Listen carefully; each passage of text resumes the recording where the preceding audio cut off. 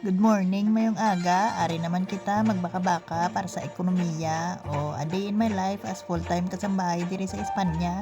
O ari naman kita o balik naman ta sa aton trabaho kay nadulong na naton ang aton nga mga alaga. Siyempre pagkatapos naton madulong aton nga mga alaga sa bus station pakadto sa ila eskwelahan, mainom tanay tubig para hindi kita madahydrate. Kay siyempre ginuhaw gid ko sang karan-karan pabalik sa akon obra.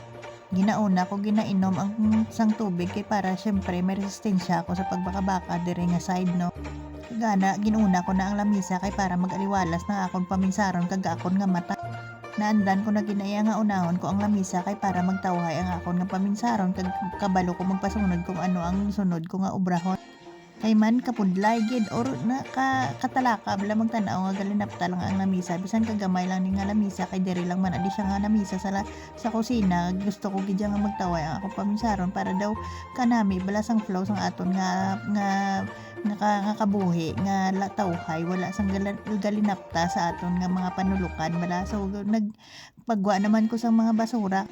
In fairness naman sa amon nga building, may tagakuha kami ng basura sa sagwa sa amon nga puwerta. Kaya hindi na ko magpanaog pa kag maghaboy sa mga basura kay ginabutang ko lang na sa sagwa kag pick upon lang sa mga gabantay dira sa amon nga building. Nga naga-maintain sa amon diri nga building o kapila gid nga na kon banggiton ang building man ambot sa inyo da katalaka. O hala sige, content creator pa kag magreklamo da ya.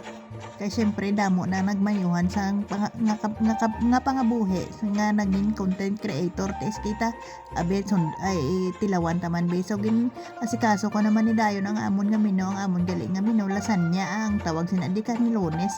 Te amo lang na siya ka simple pero naluto ko na pero opisan ano kuya ka busy o nakaluto pa ko sang tinapay kay ayo gid ang akon nga mga valid customer nga maluto ko kay na mingaw naman sila. So ako anay ang naguna, so 12 PM na 12:45 na ata mag-alauna na amo pala kuya makakaon niya o di ba?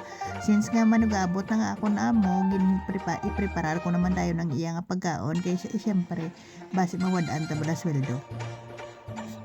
So kitaan nyo man ang ako nga timo nga daw hindi na mabangbang kay gutom naging man na isa tutuod lang o di ba? Syempre na i-serve ko na nga akon nga ang panyagas ang akon nga amo kay nagahulat na siya pagkatapos siya naghampang sang tennis. So amo na siya ang ilang nga mino lasagna o kanilones isa sa mga paborito nila nga mino.